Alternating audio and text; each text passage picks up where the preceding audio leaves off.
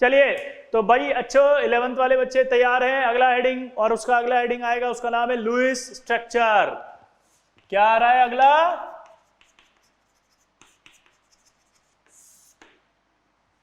Lewis structure. Lewis एक ऐसा scientist थे जिन्होंने बताया था कि यार जो एलिमेंट होते हैं ना वो ऑक्टेट कंप्लीट करना चाहते हैं। क्या? ऑक्टेट कंप्लीट करना चाहते हैं, इसलिए बॉन्ड बनाते हैं। तो उन्होंने यही मानते हुए सारे मॉलिक्यूल की स्ट्रक्चर बनाई कि ऑक्टेट कंप्लीट करने के लिए ही सब बॉन्ड बनाते हैं। तो उन्होंने कुछ रूल दिए, वो मैं आपके सामने लिख रहा हूं। आपको पहले वो लर्न करने पड़ेंगे, अच्छे से लर्न करेंगे, फिर उसे अप्लाई करेंगे हम। उन्होंने कहा N1 निकालो आप सबसे पहले। N1 मतलब होता है total number of valence electron of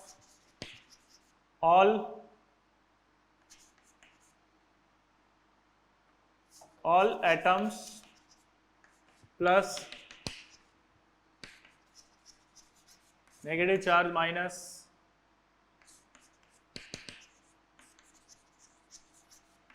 positive charge.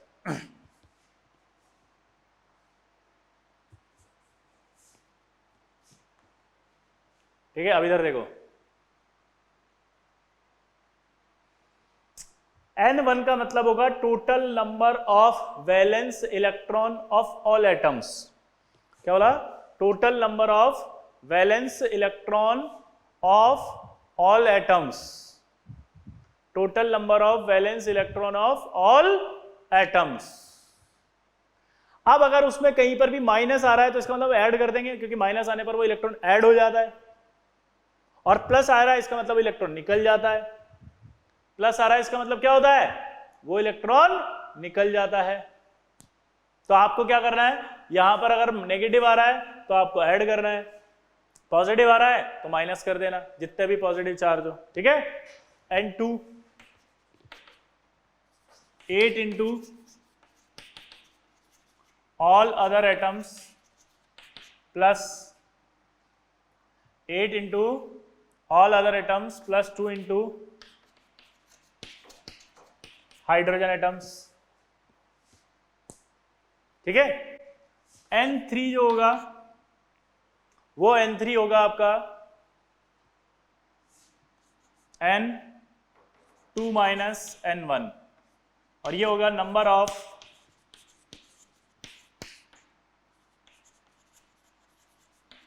Shared electrons. और अगर मैं N3/2 कर दूंगा तो ये आ जाएगा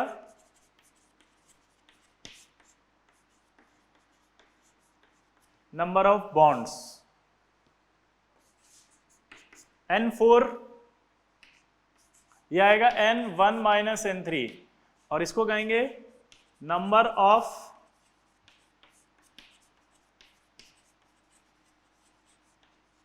अनशेयर्ड इलेक्ट्रॉन्स, या N4/2 यानी कि नंबर ऑफ लोन पेयर।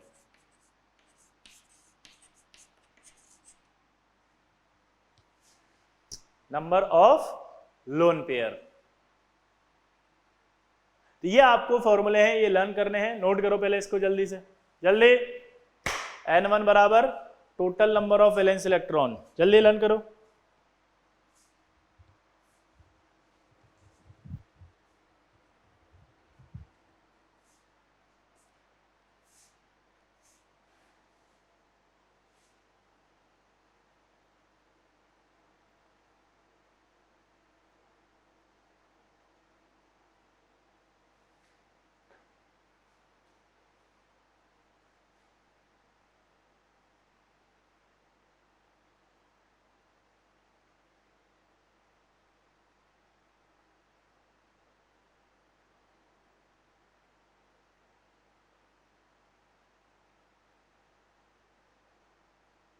ठीक है?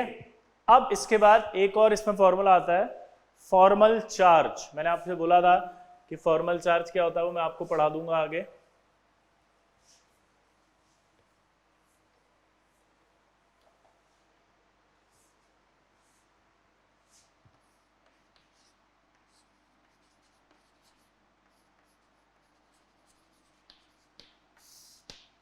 क्या आएगा ये? Formal charge. फॉर्मल चार्ज होता है उसका मतलब होता है V minus S/2 minus U। V बराबर होगा वैलेंस इलेक्ट्रॉन, S बराबर होगा शेयर्ड इलेक्ट्रॉन्स, U बराबर होगा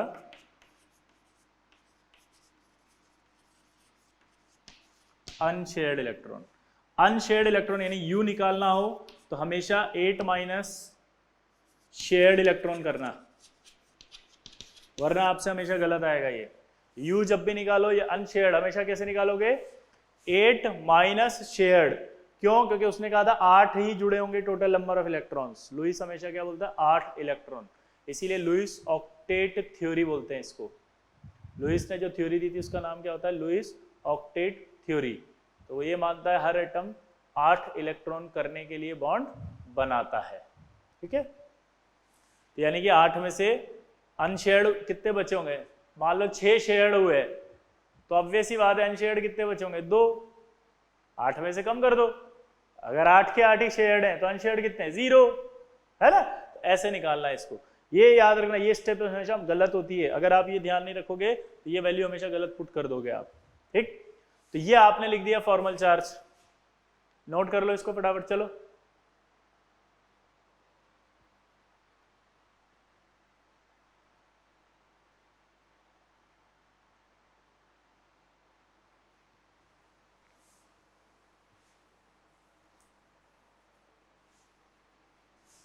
क्लियर? अब स्ट्रक्चर बनाने के लिए सबसे पहले एक रूल है, और वो रूल क्या है? लिखो, सेलेक्ट द सेंट्रल एटम।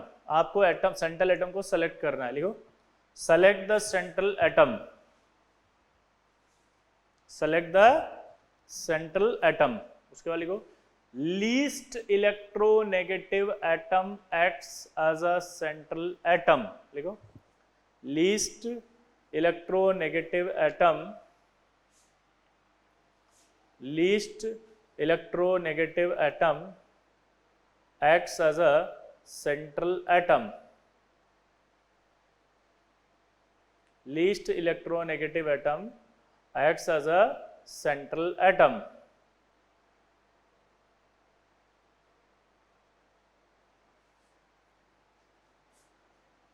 ठीक है, एक्सेप्ट हाइड्रोजन। हाइड्रोजन कभी भी सेंट्रल एटम नहीं हो सकता। क्या वाला? जल्दी बताओ। हाइड्रोजन कभी भी सेंट्रल एटम नहीं हो सकता।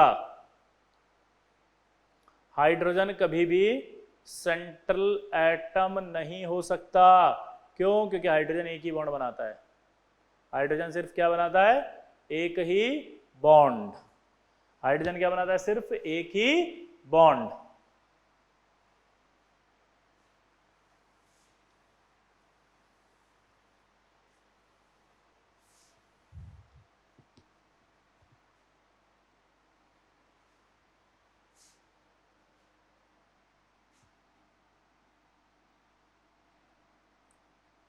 क्लियर? आप देखो आगे,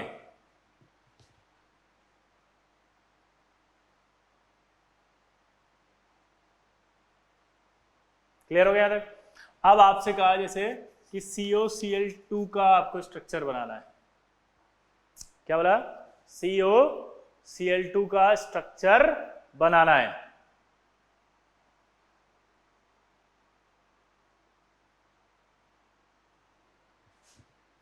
लीस्ट इलेक्ट्रोनेगेटिव एटम कौन है इसके अंदर? जल्दी बताओ। लीस्ट इलेक्ट्रोनेगेटिव एटम कौन आएगा? कार्बन। लीस्ट इलेक्ट्रोनेगेटिव एटम कौन आएगा?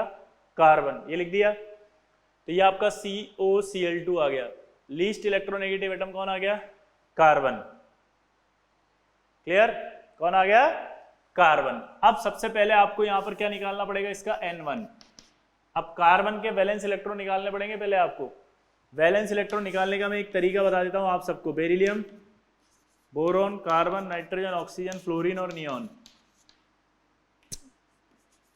बेरिलियम के नीचे मैग्नीशियम है, एल्यूमिनियम है, सिलिकॉन है, फॉस्फोरस है, सल्फर है, क्लोरीन है और ये आर्गन है।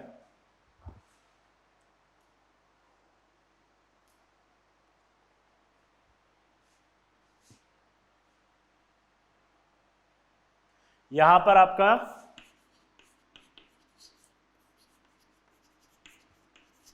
Total number of valence electron, यहां कितने, 2 3 4 5 6 7 और 8। अगर आप देखोगे total number of valence electron यहां पर दिख रहे हैं आपको, तो कितने हो गए ये? क्लियर? कितने हो गए ये? अगर सेकंड पीरियड का, सेकंड ग्रुप का था, याद है? सेकंड ग्रुप तो सेकंड, थर्ड ग्रुप तो थर्ड, फोर्थ ग्रुप तो फोर्थ, फिफ्थ ग्रुप तो फिफ्थ, सिक्स ग्रुप तो सिक्स, सेवन तो सेवन, एट तो एट्थ। यो ग्रुप होगा वही होगा। तो ये second, third, fourth, fifth, six, seven और एट।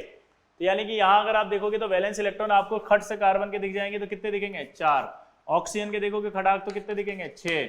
Cl के देखोगे खड़ाक तो कितने दिखेंगे? 7। और 2 Cl है तो 8। टोटल निकालो कितना हुआ? 24। N2 क्या बताया था मैंने? 8 into all other atoms. Atoms कितने हैं टोटल? 2 3 4। हाइड्रोजन नहीं है इसलिए वैल्यू 0 हो गई। ये आ गया 32। N3 कितना आएगा? 32 माइनस 24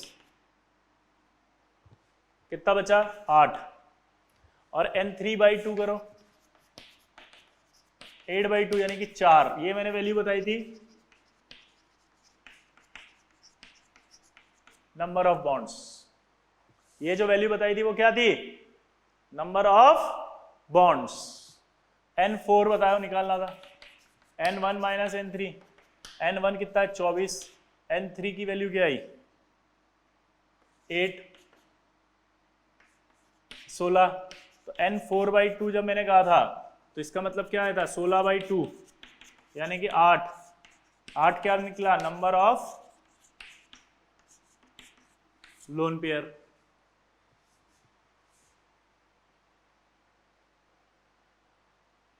देखो आप आराम से समझना। वापस मुझसे कहा कि COCl2 का स्ट्रक्चर बनाओ।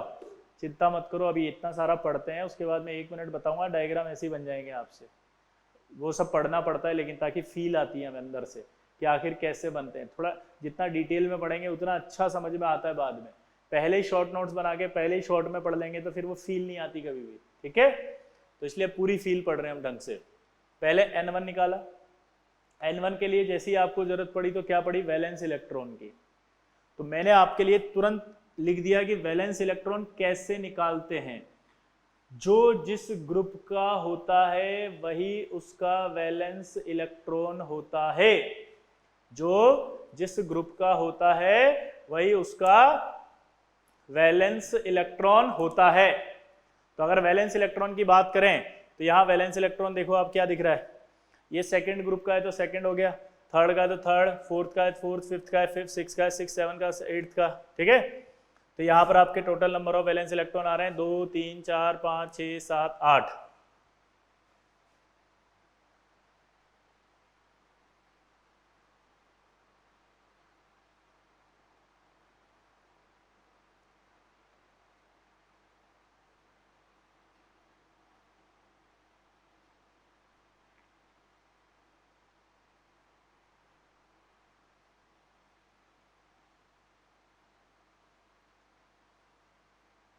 तो मैंने यहां से लिया कार्बन का वैलेंस इलेक्ट्रॉन 4, तो ये 4 आ गया। ऑक्सीजन का लिया 6 तो 6 आ गया। Cl का 7 है तो 7 आ गया, तो ये 24 आ गया। ठीक है,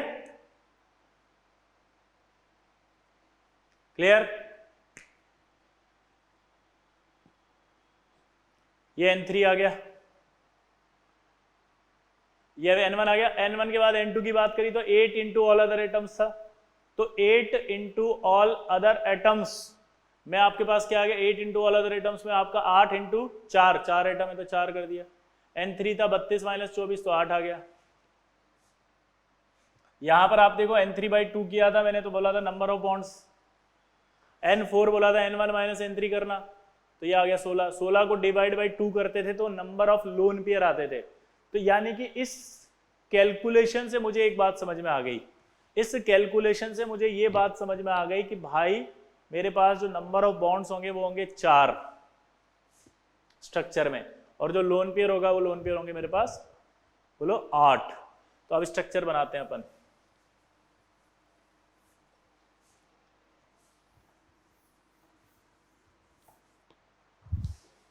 स्ट्रक्चर में सबसे पहले क्या कहा उसने, सेलेक्ट द सेंट्रल एटम, ये कार्बन है, ऑक्सीजन है, Cl है, least electronegative atom acts as a central atom, तो least electronegative atom acts as a central atom, ये आ गया लीस्ट इलेक्ट्रोनेगेटिव।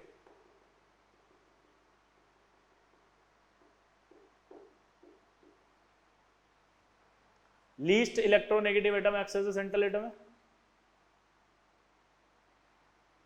ये आपका लीस्ट इलेक्ट्रोनेगेटिव आ गया, ठीक है। कार्बन, तो मैंने कार्बन लिख दिया, कार्बन के बाद मैंने यहाँ ऑक्सीजन लिख दिया, यहाँ Cl लिख दिया।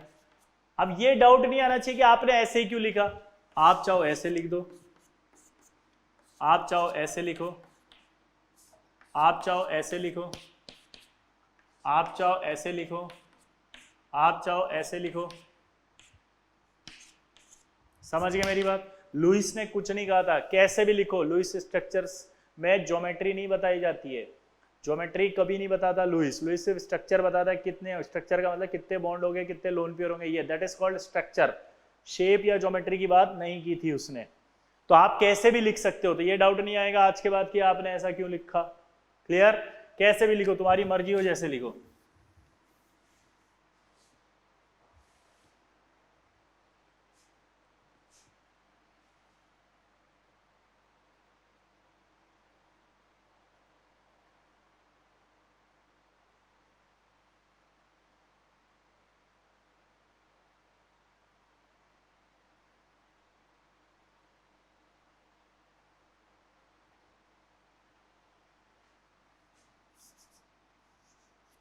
अब मेरे पास 4 बॉन्ड थे, तो आपको पता है Cl एक बॉन्ड बनाता है, ये Cl भी एक बॉन्ड बनाता है, ये Cl एक बॉन्ड बना रहा है, ये भी एक बॉन्ड बना रहा है Cl, ये ऑक्सीजन है, ऑक्सीजन आपको पता है 2 बॉन्ड बनाता है, क्लियर। अब आपको पता है कि हर एक एटम के पास क्या होता है, ऑक्टेट, 8 इलेक्ट्रॉन होने चाहिए, तभी माना जाएगा ये।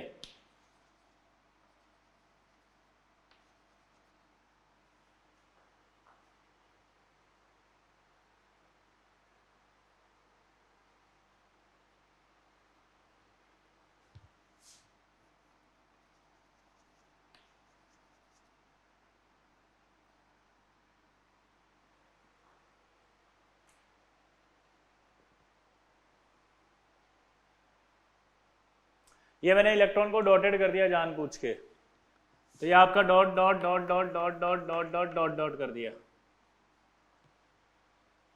क्लियर। अब आगे देखते हैं अपन, क्लोरीन के पास कितने वैलेंस इलेक्ट्रॉन बताए थे मैंने, 7, 7 में से एक ये रहा, तो कितने बचे, 6, 1 2 3 4 5 6, यहाँ देखो 1 2 3 4, ऑक्सीजन के पास कितने होते, 6, 1 2 3 4 5 6,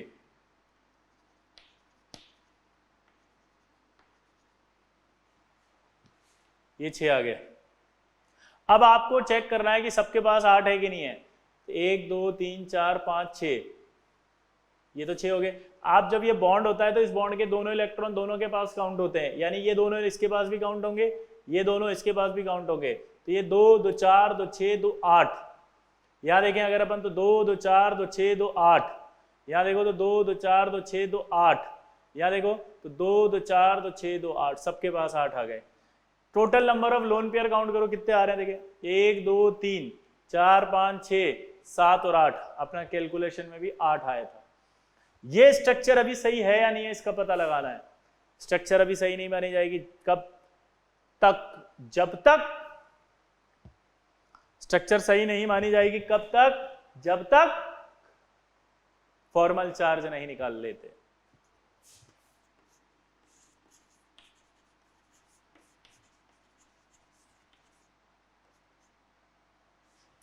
कब तक, जब तक फॉर्मल चार्ज नहीं निकाल देते। तो formal charge on carbon, formula आपको याद हो तो valence electron minus shared electron और minus unshared electron. Valence electron कितने हैं जल्दी बताओ, वैलेंस इलेक्ट्रॉन कितने हैं यहाँ पे कार्बन के, 4। शेयर्ड इलेक्ट्रॉन कितने हैं, 2 तो 4 2 6 2 8, ये शेयर्ड माने जाएंगे सी के पास 8। अगर शेयर्ड 8 हैं तो मैंने कहा था अनशेयर्ड कितने माने जाएंगे, 0, अनशेयर्ड 0। सॉल्व करो तो 0, कोई चार्ज नहीं आएगा यहाँ। अगला निकालो, formal charge of chlorine, chlorine के वैलेंस इलेक्ट्रॉन कितने थे 7, शेयर्ड इलेक्ट्रॉन कितने 2, तो ये -2/2, तो 7 - 2/2,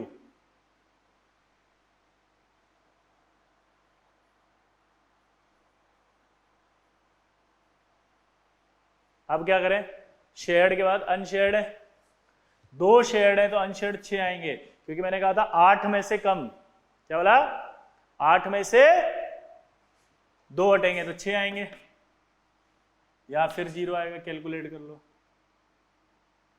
फॉर्मल चार्ज ऑफ ऑक्सीजन, इस Cl का भी 0 आएगा, इस Cl का भी 0, सेम ही जुड़े हुए हैं देखो, तो वहां बात देखो, formal charge of oxygen, oxygen में कितने होते हैं वैलेंस इलेक्ट्रॉन 6, ठीक है, क्या लिखा है फॉर्मल चार्ज ऑफ ऑक्सीजन 6, तो 6 माइनस, अब क्या करें ऑक्सीजन में शेयर्ड कितने हैं 4, 4/2 माइनस, शेयर्ड 4 है तो अनशेयर्ड कितने होंगे 4, ये 4 वापस कितना है 0, तो यहां पर आप देखो सब में 4 0 आया फॉर्मल, तो यही स्ट्रक्चर इसकी मानी जाएगी COCl2 की, ये किसकी स्ट्रक्चर मानी जाएगी COCl2 की, इस तरह से लुईस स्ट्रक्चर बनाई जाएगी, क्या बोला जल्दी बताओ, इस तरह से स्ट्रक्चर बनाई जाएगी COCl2 की, नोट करो इसको।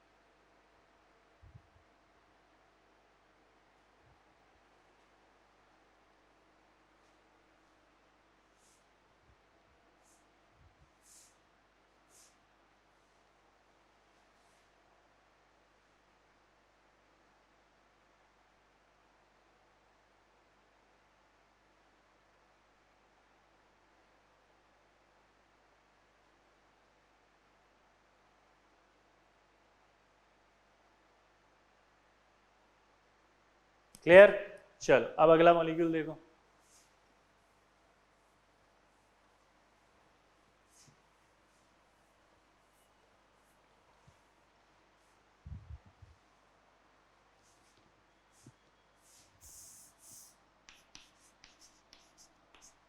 NO2 माइनस आ गया सपोज, N1 निकालो, वैलेंस इलेक्ट्रॉन नाइट्रोजन के कितने होते हैं 5, ऑक्सीजन के कितने थे 6, नेगेटिव आएगा तो 1 जोड़ोगे, कितना हुआ है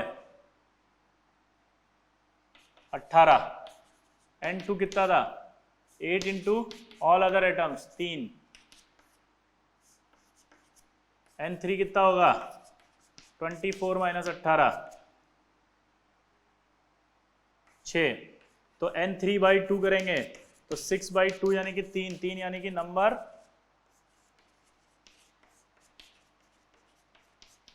ऑफ बॉन्ड्स, N4 का मतलब क्या बताया था मैंने, N1 माइनस N3, N4 का मतलब क्या था N1 माइनस N3, N1 कितना है 18, N3 कितना आया 6, कितना बचा 12,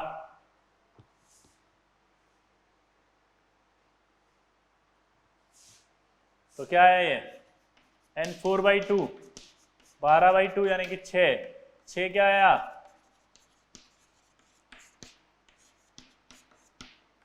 number of lone pair,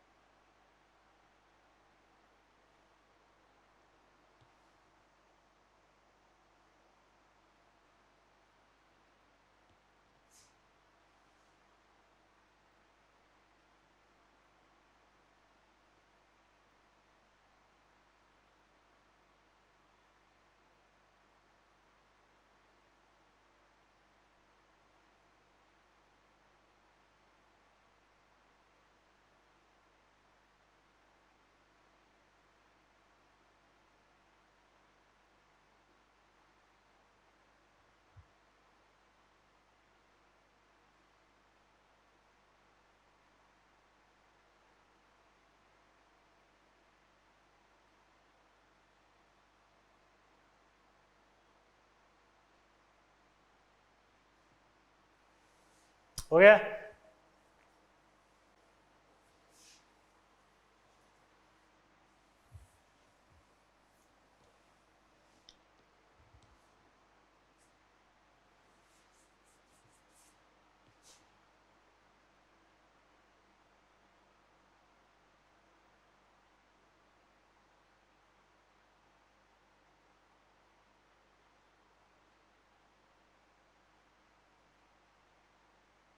clear? अब NO2 की बात कर रहे थे, तो ये आपका NO2 माइनस रखा हो तो N लिया, O लिया, O लिया, कहीं भी ले सकते हो, तुम्हारी मर्जी हो। जो फिर से बोल रहा हूं, ऐसा नहीं फिर से कि आप कहो कि आपने ऐसे क्यों लिखा। तो आप नंबर ऑफ बॉन्ड कितने आ रहे हैं कैलकुलेट करो, 3 आए होंगे, देखो आप ये 3 आ गए। अब 3 आने के बाद अब आपको क्या करना है, सबसे पहले फॉर्मल चार्ज निकालना है। आप चाहो तो यहाँ 2 बॉन्ड इधर लगा सकते हो, आप चाहो तो 2 बॉन्ड इधर लगा सकते हो, ठीक है। तो अब आपको क्या करना है, फॉर्मल चार्ज। सबसे पहले formal charge on nitrogen, formal charge on nitrogen. तो फॉर्मल चार्ज ऑन नाइट्रोजन ये रहा, नाइट्रोजन पे रखो। तो वैलेंस इलेक्ट्रॉन कितने हैं इसके,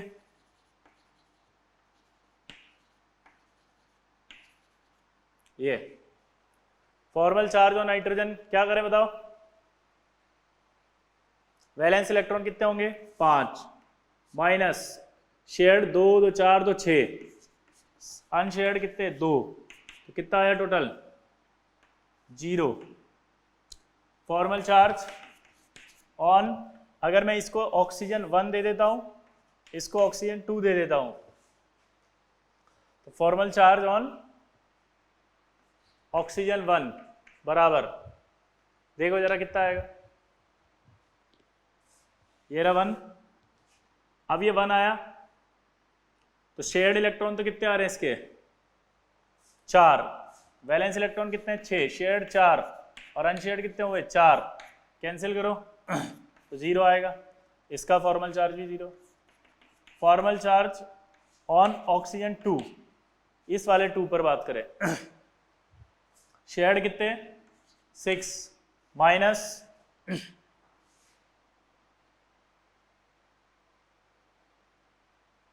माइनस कितना होगा 2, 2/2 माइनस शेयर्ड के बाद अनशेयर्ड कितने 6, क्योंकि मैंने कहा था ना 2 शेयर्ड है तो 6 अनशेयर्ड आएंगे, सॉल्व करो इसको तो ये -1 आएगा, यह माइनस आएगा। अब आप इसके टोटल लोन पेयर कैलकुलेट करो, 1 2 3 4 5, वैलेंस इलेक्ट्रॉन 5 होते हैं इसके पास, वैलेंस इलेक्ट्रॉन कितने होते हैं 5, तो ये आपका 2 3 4 5। अब इसके पास टोटल 8 होने चाहिए, 2 2 4 2 6 और ये 2 8, यहाँ 2 2 4 2 6 2 8, यहाँ पर 2 2 4 5 6 7 8। अब ये 8 कैसे हुए कैलकुलेट करते हैं, देखना जरा। ऑक्सीजन के बाद 6 होते हैं, 6 में से 1 आ गया, ये 6 में से 1 आ गया, 2 3 4 5 6 ये आ गया और एक नेगेटिव का आ गया, तो कितने हो गए 7, तो ये 7 हो गए और एक एक्स्ट्रा ये काउंट हो गया 8, तो ये आपका NO2 माइनस हो गया।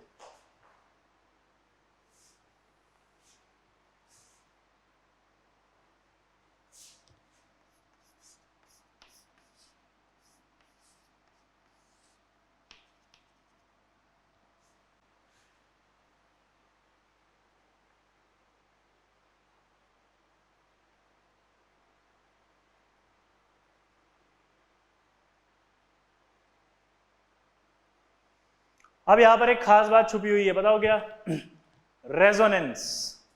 क्या है ये,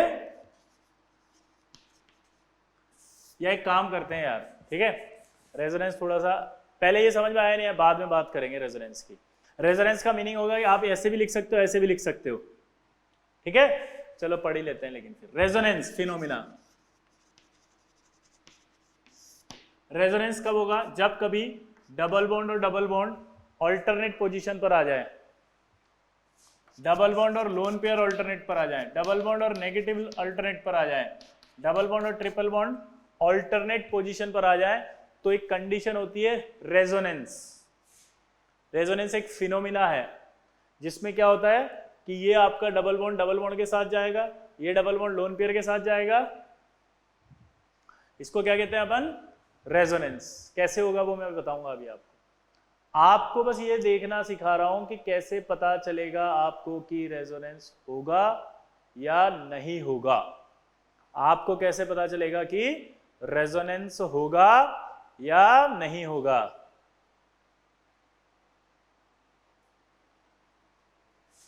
तो अगर ये अल्टरनेट पर दिख गए तो आप खट से बोलते रेजोनेंस है। ये आपको दिख गए तो आप खट से बोल दोगे रेजोनेंस है। ये आपको दिख गए तो खट से बोल दोगे कि रेजोनेंस है। ये आपको दिख गए तो खट से बोल दोगे कि रेजोनेंस है। तो क्या यहां रेजोनेंस है? यस। ये नेगेटिव, ये सिंगल और ये डबल, तो ये रेजोनेंस है।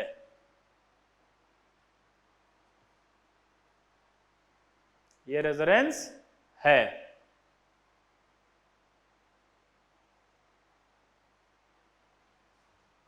रेजोनेंस होगा तो क्या होता है कि ये जो इलेक्ट्रॉन है यहां आ जाते हैं, बॉन्ड यहां बन जाता है और ये बॉन्ड यहां शिफ्ट हो जाता है। That is called resonance. या यूं कहें कि जब आप स्ट्रक्चर बना रहे थे तो आप ऐसे भी कर सकते थे कि डबल बॉन्ड यहां लगाते और सिंगल यहां लगाते। तो ये स्ट्रक्चर भी लुईस के हिसाब से सही है, ये भी सही है। तो हम ये पूछ रहे थे लुईस से कि यार ये भी सही है, ये भी सही है, तो दोनों में क्या फर्क है? तो उसने कहा कि ये दोनों रेजोनेटिंग स्ट्रक्चर्स हैं। क्या कहा? कि ये दोनों रेजोनेटिंग स्ट्रक्चर्स हैं। क्या कहा उसने? कि ये दोनों रेजोनेटिंग है। तो वही बनी, देखो आप, ठीक है, ये रेजोनेटिंग स्ट्रक्चर बन गई। अब जब रेजोनेटिंग स्ट्रक्चर बनती है तो इन दोनों को मिला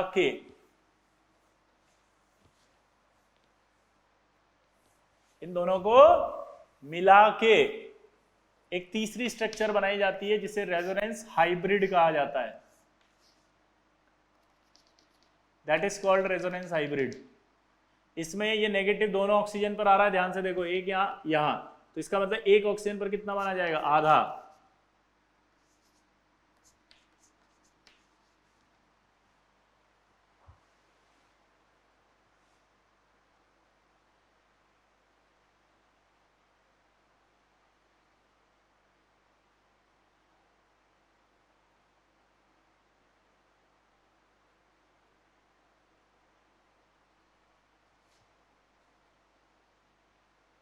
ठीक है,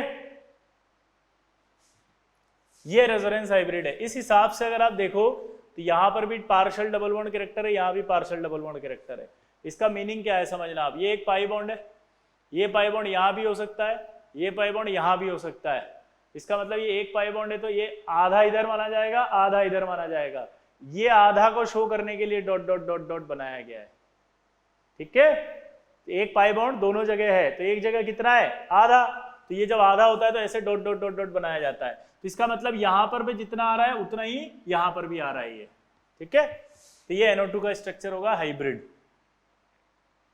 अब एक टर्म होती है बॉन्ड ऑर्डर। बॉन्ड ऑर्डर का एक मीनिंग होता है, और बॉन्ड ऑर्डर का एक मीनिंग क्या होता है कि number of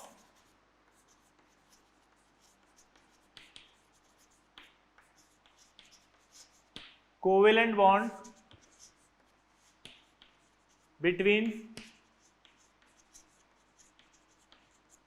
two atoms in molecules. Number of covalent bonds between two atoms in a molecule. Suppose अगर इन दोनों के बीच में एक बॉन्ड है तो बॉन्ड ऑर्डर आएगा 1। अगर ये दो बॉन्ड है तो बॉन्ड ऑर्डर आएगा 2। अगर 3 बॉन्ड है तो बॉन्ड ऑर्डर आएगा आपका 3। यहां तक सिंपल है। बॉन्ड ऑर्डर होता है number of covalent bond between two atoms in a molecule. किसी एक मॉलिक्यूल में जितने बॉन्ड होंगे वही उसका बॉन्ड ऑर्डर होगा। तो यहां से यहां चले एक बॉन्ड, बॉन्ड ऑर्डर 1, यहां 2 बॉन्ड, बॉन्ड ऑर्डर 2, यहां 3 बॉन्ड, बॉन्ड ऑर्डर 3। अब लेकिन प्रॉब्लम कब आएगी? जब इस तरह का जो partial partial dot dot dot आ जाएगा या जिनमें रेजोनेंस आएगा उनका बॉन्ड ऑर्डर कैसे निकालेंगे? उसका एक फॉर्मूला होता है।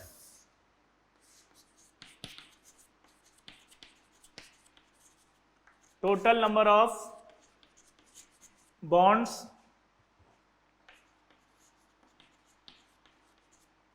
between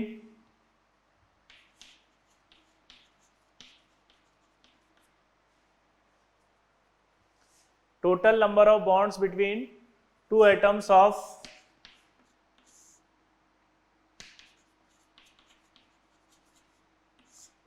of molecule, ठीक है, upon total resonating structure. Total number of bonds between two atoms of molecule upon total resonating structure. तो अगर टोटल नंबर ऑफ बॉन्ड्स की बात करें तो कितने बॉन्ड है यहाँ? 2 और एक 3 मतलब 2 यहाँ पे और एक यहाँ पे. इसका मतलब समझना, total number of bonds between two atoms of, इसको ऐसे लिख देते हैं, ऑल रेजोनेटिंग स्ट्रक्चर. तो रेजोनेटिंग स्ट्रक्चर तो ये 2 ही हैं, उसको काउंट नहीं करते, वो तो हाइब्रिड है, 1 और 1 2. तो आप इन दोनों स्ट्रक्चर में से कोई भी 2 एटम काउंट कर लो. ये 2 एटम काउंट कर लिए मैंने. कितने बॉन्ड है इसमें? 2 बॉन्ड. यहाँ कितने बॉन्ड है? 1 बॉन्ड. टोटल कितने हुए? 3 बॉन्ड. तो 3 लिखा मैंने. रेजोनेटिंग स्ट्रक्चर कितनी है? 2. तो यानी कि बॉन्ड ऑर्डर कितना आया? 1.5. तो यानी इस तरह के मॉलिक्यूल्स का बॉन्ड ऑर्डर आएगा 1.5. इस तरह के मॉलिक्यूल का बॉन्ड ऑर्डर कितना आएगा? 1.5. इस तरह के मॉलिक्यूल का बॉन्ड ऑर्डर कितना आएगा? 1.5. अब इसको देसी तरीके से कर लो फटाफट. आप ये देखो कि इन दोनों के बीच में जो है वो 2 बॉन्ड दिख रहे थे, लेकिन क्या ये ऐसा लग रहा था कि ये 1 पाई इधर भी है और इधर भी है? हाँ, 1 पाई अगर 2 जगह है, 2 जगह, तो एक जगह कितना होगा? आधा. 1 पाई अगर 2 जगह है तो एक जगह कितना होगा? आधा, यानी 0.5. तो एक बॉन्ड तो पूरा है 1 और एक क्या आ गया? 0.5. तो 1.5 आ गया. क्या आ गया? 1.5. क्या आ गया? 1.5. ऐसे बॉन्ड ऑर्डर निकालना है. ठीक है, चलिए तो बाकी नेक्स्ट टर्न पे ही पढ़ेंगे. ठीक है, इसके बाद आप होमवर्क है आपका, आप ये ट्राई करके आना, इन सब मॉलिक्यूल के लुईस स्ट्रक्चर बनाएंगे.